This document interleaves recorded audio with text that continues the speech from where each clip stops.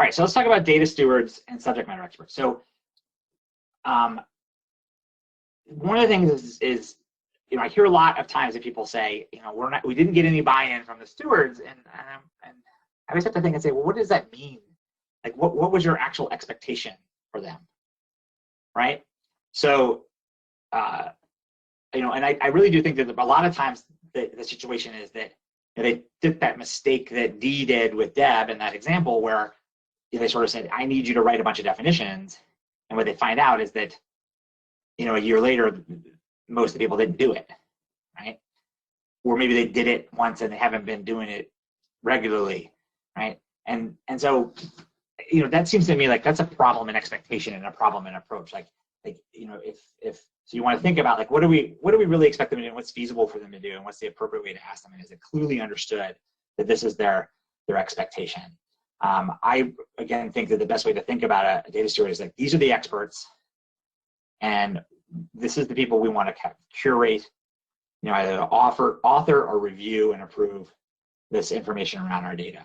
And when you start off, if you've got people bought in, you can get them to help seed your repository with as much information as they're willing to author to start.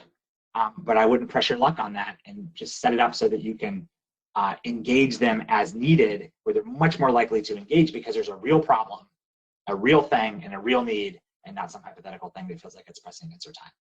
The other thing is to understand the purpose. Now, this depends on how you set things up, but some people have these roles of stewards or things that are just really set up for accountability.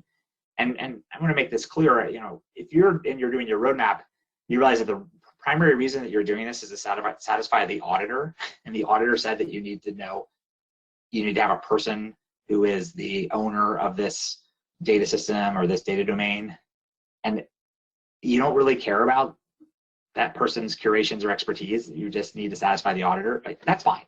That's what the goal is. Then just have that accountability and make sure it's there, right? And then fine. But if you expect them to do some sort of action, to gather information, to curate the information, to support people who have questions, you gotta make sure they understand that and you're writing that.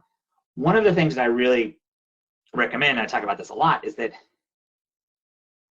if you, we'll talk about this in a second, we recommend you form a committee that is a data governance oversight committee, right? It's a working group, and that can be a bigger group, but the purpose of that group is essentially as the default or proxy steward when you don't have one.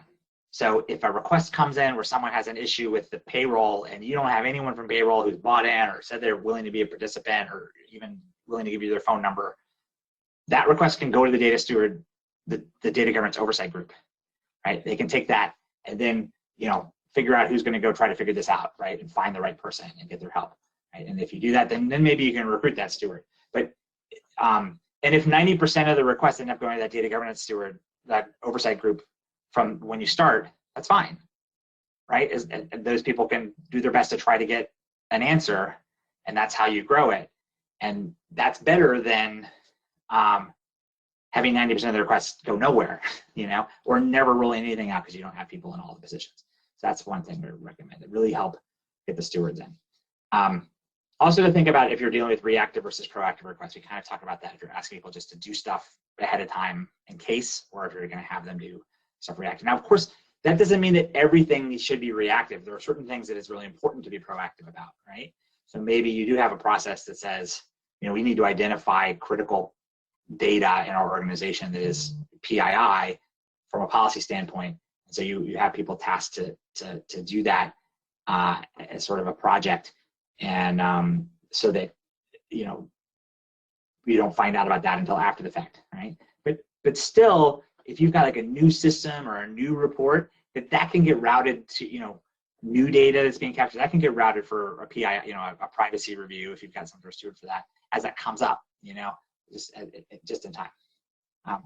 Lastly, a good way to get support for this role is just to make sure that you provide them with good support training and time, and that can be the real job of the champions, right?